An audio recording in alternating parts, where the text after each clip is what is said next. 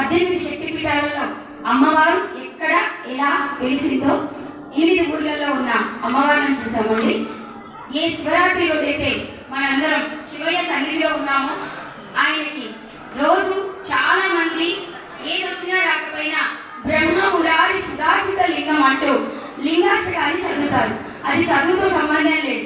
ముసలం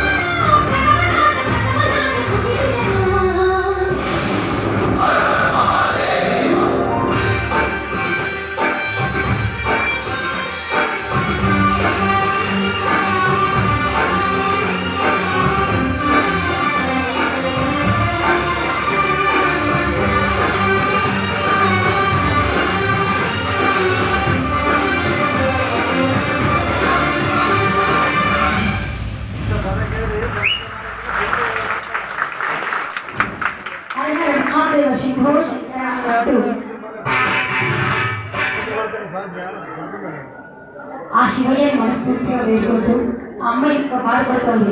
నాయన మాకు వర్షాలు పడాలి. అంకుల్ రామచంద్రుడు అంకుల్, ఓ అంకులు చూస్తుందిరా అక్కడ ప్లేస్ లేదు. ఇలా లేదు ఆలేదు అనాలి కదా. నారాయణ వాసుదేవ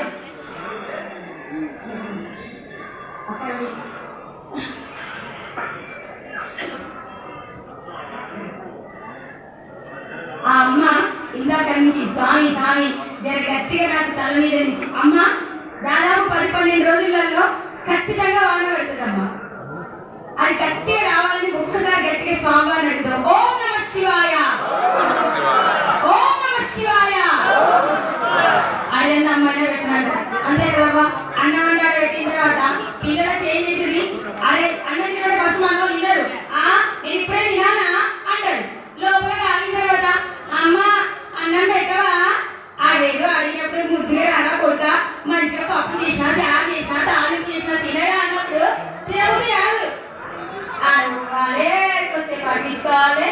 అన్నమేవ తెలిసిన వాళ్ళు ఎవరైనా లేరు. ఇప్పుడు మీ పిల్లలందరూ అంతే, మంచిగా కూరలు వండి తినగా అని బాక్సులు పెట్టి పంపిస్తే అది ఆ పిల్లలతో సహా పిజ్జా చేస్తావా, బర్గర్ చేస్తావా, మంచూరియా చేస్తావా.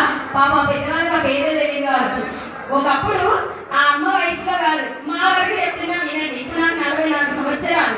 శుభ్రంగా నేను 10th చదివింది 95, 96 లో. అప్పుడు సాయంత్రం మా మమ్మీ ఇంటికి వచ్చేసరికి మంచి ఇడ్లీ దోశ వేసి పెట్టి మంచిగా తిని పెట్టేదాన్ని. ఇప్పుడు మా పాపకి రామ మంచిగా దోశ చేస్తే ఆగు మమ్మీ, ఏ పిజ్జానా బర్గర్ చేస్తే మంచిగా తిని పెడతా అంటది. పిజ్జా బర్గర్ లో ఏం లేదండి, మైదా పిండి తప్ప. అది ఇప్పుడు పిల్లలకి అర్థం కాదు. అమ్మ వాళ్ళు ఎంత మంచి చెప్పినా ఏడో పర్లేదు. మా అమ్మ చింతకాయ పచ్చలాగా మాట్లాడుతుంది. మా ఫ్రెండ్ చూడు మంచూరియా తినింది, తొక్కలో మంచూరియా ఈడ్చంటే 10 ముద్దలు నేను కానీ కొద్దిసేపటి మళ్ళీ ఆకలేసింది. అది అర్థం కాదు. పిల్లలంటే పిల్లలు పిడుగులాగా తయారయ్యారు. చెప్పిన మాట వినరు. చదువుకోరా అంటే మొబైల్ పట్టుకుంటారు.